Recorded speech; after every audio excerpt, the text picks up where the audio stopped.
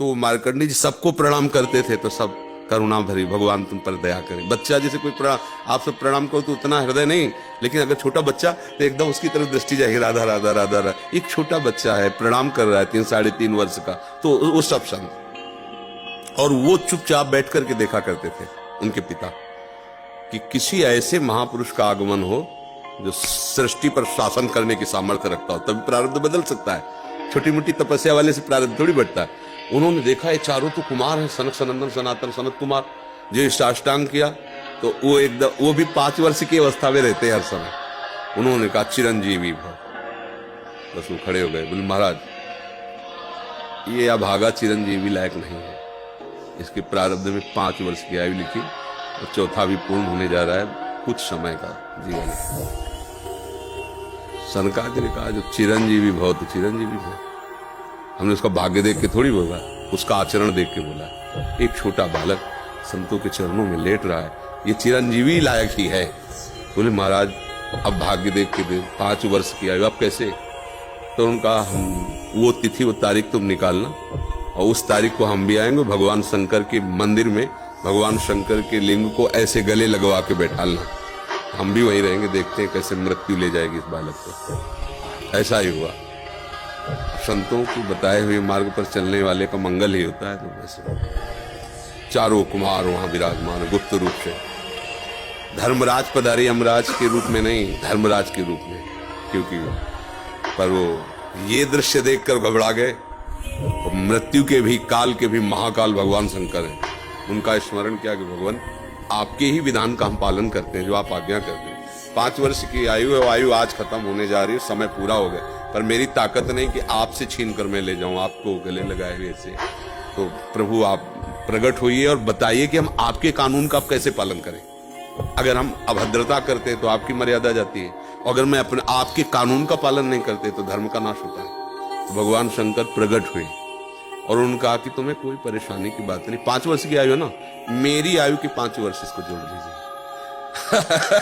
भगवान ने कहा मेरे हिसाब से। भगवान को जानते, जब यहाँ का पूरी सृष्टि का विनाश होता है ना, तो इतना होता है, निमेष निमेष इतने, जैसे भागवत में आता है ब्रह्मलोक में एक कमल की पंखुड़ी ऐसे छेदी गई तो मृत्यु लोक का 1 वर्ष और वहां का इतना समय। तो भगवान का निमेष और ब्रह्मा की पूरी की आयु की आयु व्यतीत हो गई। आज भी अविनाशी हैं मार्कंडेय ऋषि, आज भी विराजमान है। क्या हुआ? क्रियमाण ने जोर कर दिया, प्रारब्ध का नाश हो गया। जो प्रारब्ध 5 वर्ष का था वो अविनाशी हो गया, वो अमोघ हो गया। तो हम केवल पशुवत प्रारब्ध भोगने नहीं आए हैं, हम नए प्रारब्ध की रचना भी करने आए हैं। अब वो जो आध्यात्मिक शक्ति से युक्त नहीं है, केवल वो लौकिक बल से चाहेगा तो प्रारब्ध मिटिया मेट कर देगा, और आध्यात्मिक शक्ति प्रारब्ध को मिटिया मेट कर देगा। ये रहस्य है। जो भगवान का आश्रय लेकर भावी मेट सके त्रिपुरारी, भगवान का आश्रय ले लो तो जो कुअंक भाल के हैं वो मिट जाएंगे।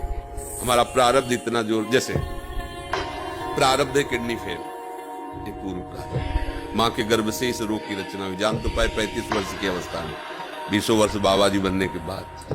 अब मांगते खाते अपने भजन मार्ग में चलते हैं, अब किडनी खराब हो गई। अब क्या, ये तो सब रुपए का खेल इसमें, ये तो इसमें धन चाहिए, हमारे पास कुछ नहीं। अब हम जिनके आश्रित थे उन्होंने खेल बदला, सब व्यवस्था करना। ये हमारे प्रारब्ध में नहीं था, प्रारब्ध में तो दुर्गति थी, दोनों किडनी फेल है, लेकिन आश्रय जिनका लिए उन्होंने चैप्टर बदल दिया। अब देखो किडनी खराब, 2 बजे से दिनचर्या चल रही, 2 बजे रात से। ये किडनी वाले पेशेंट की दिनचर्या होती है क्या 2 बजे रात से? तो ये है इनके चरणों का बल, और ये हमारा बल। हमारे बुरे कर्मों का फल हमको मिल रहा है और उनके आश्रित है, तो ऐसे हमारा जीवन कट रहा है, ऐसे गोद में लिए काटे। तो हम केवल प्रारब्ध के ही अधीन नहीं, हम कोई पशु नहीं है, मनुष्य जन्म में मिला है।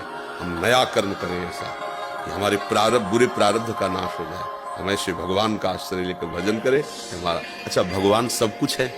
जैसे आपको धन चाहिए तो लक्ष्मीपति है, यश चाहिए तो पुण्य श्लोक है, उन्हीं की कीर्ति से समस्त शास्त्र भरे हुए। जो चाहिए, रूपवान, गुणवान, धनवान, वैभवान, वो सबके समुद्र हैं, उनका आश्रय ले लो, सब कुछ हो जाएगा। अब अगर केवल धन पर लक्ष्य रखोगे, भगवान का आश्रय नहीं लिया, तो बुरे कर्मों से भी तुम नहीं बच पाओगे। अब उपाय करना चाहिए कि हमारे नए कर्म ऐसे बलवान होने चाहिए कि जो बुराइयां हमसे पीछे हुई वो हमें परास्त न कर पाए। अगर हम यश चाहने की कोशिश करें तो भगवान का नाम कीर्तन करें, गुण और संयम से रहें, सबको सुख पहुंचाएं, अपने आप यश होगा। और अपने यश के लिए हम दंभ पाखंड करें तो बाद में ऐसी कालिक होती कि ना लोक के रह जाओगे ना परलोक के रह जाओगे। तो हमें यश चाहिए, धन चाहिए, सुख चाहिए, तो एकमात्र भगवान का सहारा लेकर हम भागवतिक आध्यात्मिक कर्म ऐसे करें जिससे सबका मंगल हो, सबको सुख प्राप्त हो जाए। जैसे हमें अच्छा भोजन चाहिए तो दूसरे की थाली से छीने नहीं, अपनी थाली का दूसरे को पवा दे। अब तुम्हारे लिए जो व्यवस्था होगी बड़ी हाई क्लास की होगी, क्योंकि वो सरकारी होगी। वो देख रहा है ना, तुम दूसरों के लिए अपने सुख का त्याग कर रहे हो, तो तुम्हें कभी दुखी देख ही नहीं सकता।